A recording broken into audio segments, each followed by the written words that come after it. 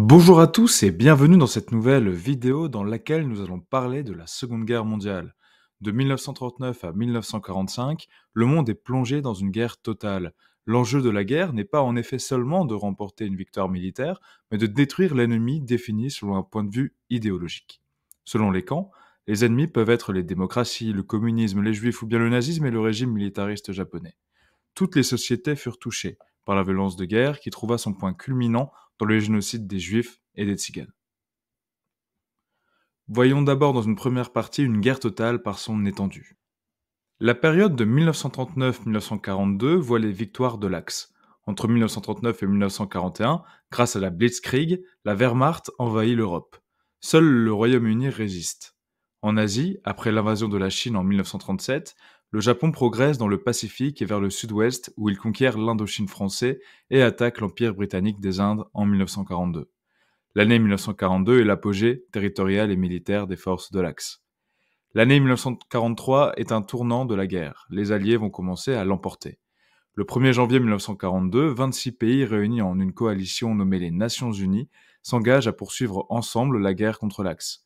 Cette alliance comprend notamment les États-Unis, le Royaume-Uni, l'URSS, la Chine et la France libre. En 1943, les Soviétiques battent les Allemands à Stalingrad, puis à Koursk. Américains et Britanniques débarquent en Afrique du Nord et en Italie. Dans le Pacifique, les Américains font aussi reculer les Japonais. En 1944, les Alliés débarquent en Normandie puis en Provence, tandis que les Soviétiques progressent en Europe orientale. L'Allemagne capitule le 8 mai 1945. Après les bombes atomiques sur Hiroshima et Nagasaki, le Japon capitule le 2 septembre. Les empires coloniaux britanniques et français sont un enjeu majeur pour l'Axe. Le Japon en occupe les parties asiatiques, l'Africa Corps, l'Égypte et la Tunisie. Les colonies fournissent des hommes et des ressources cruciales comme le caoutchouc pour l'Empire britannique. Cependant, les empires coloniaux revendiquent leur indépendance comme prix pour leur aide pendant la guerre. Dès 1945, des troubles éclatent dans les Indes britanniques, en Indochine ou en Algérie. À l'issue de la guerre, en 1945, le monde présente un nouveau visage. L'Europe est très affaiblie avec plus de 40 millions de morts. Enfin, les États-Unis et l'URSS émergent comme les grands vainqueurs. Grand 2, l'engagement total des sociétés dans le conflit. Les États-Unis lancent dès janvier 1942 le Victory Programme qui permet la construction de 275 000 avions et qui lance le projet Manhattan pour la bombe nucléaire. L'économie de guerre des forces de l'Axe est fondée sur l'exploitation des ressources des territoires conquis. L'Allemagne réquisitionne le blé, la viande, les machines et met en place le service du travail obligatoire que l'on appelle le STO. Le nombre d'hommes mobilisés est énorme, 16 millions d'hommes juste pour les États-Unis. Il existe d'autres formes d'engagement, comme la résistance à l'occupant nazi. La police politique allemande et la SS traquent ses opposants qui participent donc pleinement à la guerre en cours. Mobiliser les hommes, c'est aussi mobiliser leurs esprits. Dans tous les États en guerre, des structures spécialisées sont mises en place. La propagande a pour objectif de présenter la guerre menée comme une guerre légitime et de diaboliser l'ennemi. Le nombre de victimes témoigne de la violence dans laquelle des sociétés entières sont plongées.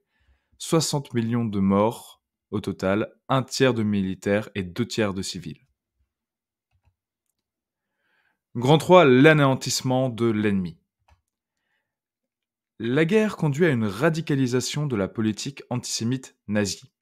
Éliminer l'ennemi juif fait désormais partie de l'effort de guerre allemand.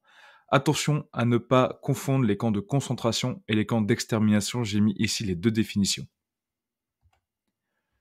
La stratégie d'extermination repose d'abord sur la Shoah par balle.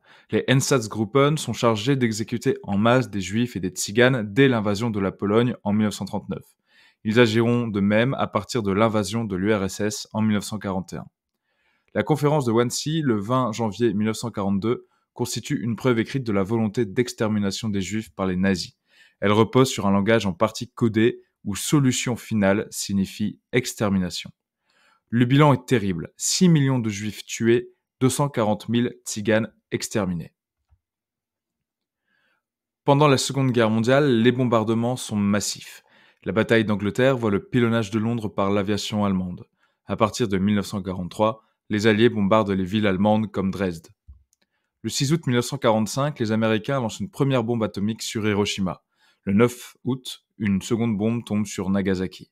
L'estimation des victimes va de 110 000 à 250 000 morts. Il a toujours existé un débat en fait sur les intentions américaines. Le président Truman décide de lancer les bombes pour écourter la guerre et économiser des vies américaines. Mais après Hiroshima, on connaissait très bien le potentiel de destruction massive de cette arme. Une bombe sur Nagasaki visait donc à anéantir totalement la capacité de résistance japonaise. Voilà, c'est terminé pour cette vidéo sur la Seconde Guerre mondiale. J'ai mis ici un petit schéma qui permet de reprendre chaque grand axe qu'il faut connaître pour parler de la Seconde Guerre mondiale au brevet. Si la vidéo vous a plu, n'hésitez pas à vous abonner, à mettre un j'aime et on se retrouve très vite pour une nouvelle vidéo.